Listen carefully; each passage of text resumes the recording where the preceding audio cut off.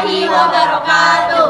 Nah, selamat siang teman-teman. Di video kali ini kita akan mempresentasikan hasil diskusi dari kelompok kami. Nah, tapi sebelum itu marilah kita memperkenalkan diri. Perkenalkan, nama saya Nur Anissa sebagai moderator. Perkenalkan, nama saya Anissa Putri. Saya Nur Fadila Imania. Saya Andiana Ramadhani. Saya Laila Zahra Ramadhani. Saya Febri Triprasetyo. Nah, kali ini kita kekurangan satu orang anggota dikarenakan ada halangan. Jadi marilah kita memulai presentasi diskusi kali ini yang akan dipaparkan oleh Anissa Putri. Baik, dengannya dipersilakan. Nah, pada kesempatan kali ini Anissa Putri akan memaparkan hasil diskusi dari kelompok kami. Oke, mengenai pertanyaan literal, yaitu di mana dan kapan cerita itu terjadi, akan dijawab oleh Anissa Putri, dengannya dipersilahkan. Jadi cerita ini terjadi di beberapa tempat dengan masing-masing situasinya, yakni di sebuah kota, dekat pasar, di surau, di neraka, serta di rumah Al-Jusidi.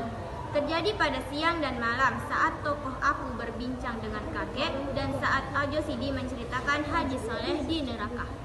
Baik, itulah tadi pemaparan jawaban mengenai di mana dan kapan cerita itu terjadi. Baik, untuk pertanyaan kedua, yaitu siapa sajakah tokoh tersebut? Jadi tokoh dalam cerita tersebut ialah tokoh aku, kakek, Al-Jusidi, dan Haji Saleh. Baik, oke, kita kembali ke pertanyaan interpretatif, yaitu yang pertama, apa maksud tersembunyi di balik pernyataan tokoh A? Jadi maksud di balik pernyataan tokoh A ialah mempertanyakan nilai kebenaran dari apa yang dilakukannya.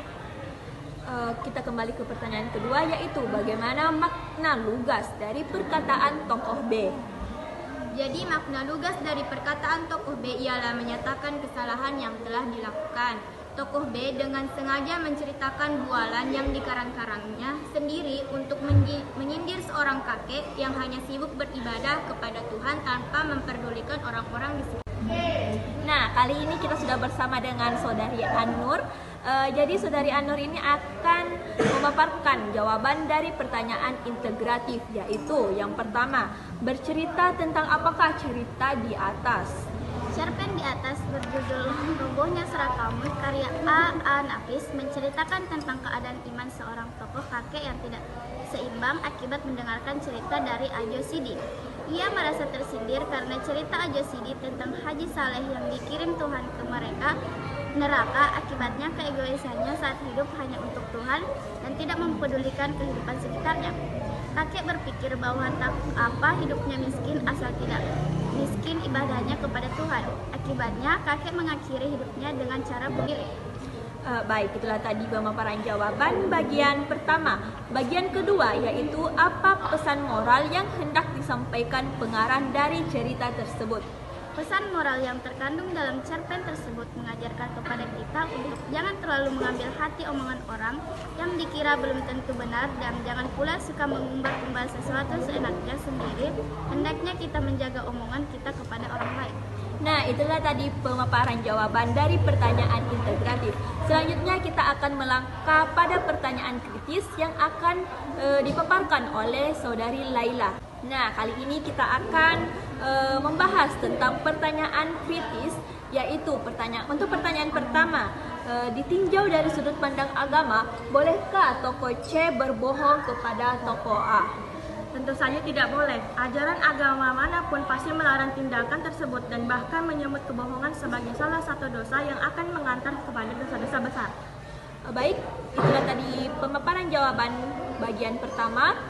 Selanjutnya kita akan menjawab bagian B atau bagian kedua, yaitu apa kelebihan dan kekurangan cerpen tersebut berdasarkan aspek kebahasaan yang digunakan.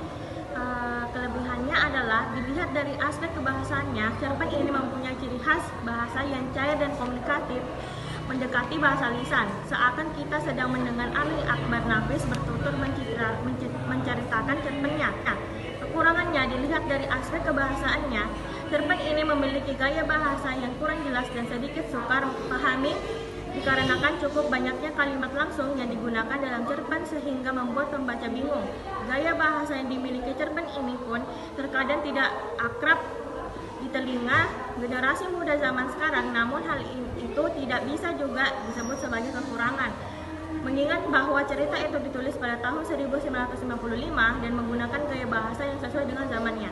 Baik, itulah tadi pemaparan jawaban atas pertanyaan kritis. Selanjutnya kita akan melangkah pada pemaparan jawaban. Nah, adapun pertanyaan-pertanyaan yang telah kami rampung dan akan dijawab oleh saudara Febri.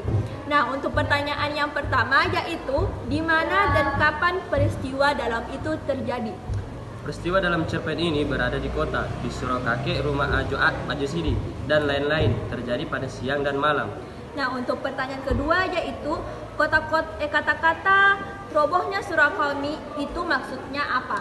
Maksud dari robohnya surau kami ialah masjid yang berukuran kecil yang terdapat di kota kelahiran tokoh utama. Tokoh utama ini diceritakan sebagai seseorang yang hidupnya hanya beribadah sepanjang hari. Baik, untuk pertanyaan ketiga yaitu pesan-pesan yang disampaikan pengarang melalui cerpennya itu apa saja? Pesan-pesan dalam cerpen ini ialah jangan cepat bangga dengan perbuatan baik yang dilakukan karena hal tersebut bisa saja baik di hadapan manusia tetapi kurang baik di hadapan Tuhan. Jangan mementingkan diri sendiri, jangan cepat marah terhadap orang yang memberi nasihat. Nah, untuk pertanyaan keempat ini, yaitu setujukah kamu dengan isi cerita itu dan adakah hal-hal yang bertentangan dengan keyakinanmu sendiri? Setuju, tidak ada hal yang bertentangan. Baik, untuk pertanyaan kelima, bagaimanakah hubungan kamu sendiri selama ini dengan Tuhan? Ceritakan. Hubungan dengan Tuhan begitu dekat. Kedekatan tersebut dilakukan dengan beribadah tepat waktu dan mengamalkannya dengan berbuat baik.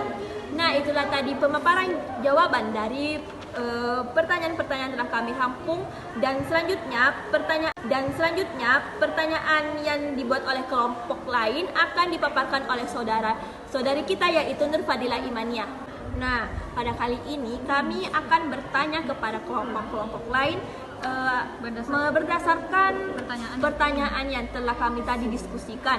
Yang pertama yaitu buatlah 5 pertanyaan lainnya secara berkelompok untuk menguji pemahaman literal, interpretatif, integratif, krisis, dan kreatif. Baik, yang pertama ada pertanyaan literal. Pertanyaan literal dari kelompok kami ialah kapankah peristiwa dalam cerpen tersebut terjadi? Yang kedua ada pertanyaan interpretatif. Nah, pertanyaan interpretatif dari kelompok kami yaitu dalam cerpen tersebut terdapat percakapan antara tokoh protagonis dengan tokoh antagonis. Apakah maksud yang tersembunyi di balik percakapan tokoh antagonis kepada tokoh protagonis? Yang ketiga ada pertanyaan integratif. Pertanyaan integratif dari kelompok kami yaitu bercerita tentang apakah teks cerita pendek yang dibaca.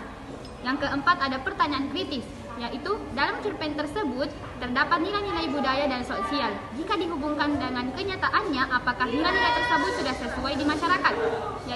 Kemudian ada pertanyaan terakhir yaitu pertanyaan kreatif. Pertanyaan kreatif dari kelompok kami yaitu bagaimana menurutmu jika tokoh utama terus-menerus mengalami penderitaan? Nah, itulah tadi pertanyaan-pertanyaan dari kelompok kami yang akan dijawab oleh teman-teman kelompok lain pada diskusi hari Sabtu. Oke, baiklah kami akan menutup hasil presentasi kali ini. Nah, itulah tadi hasil diskusi dari kelompok kami.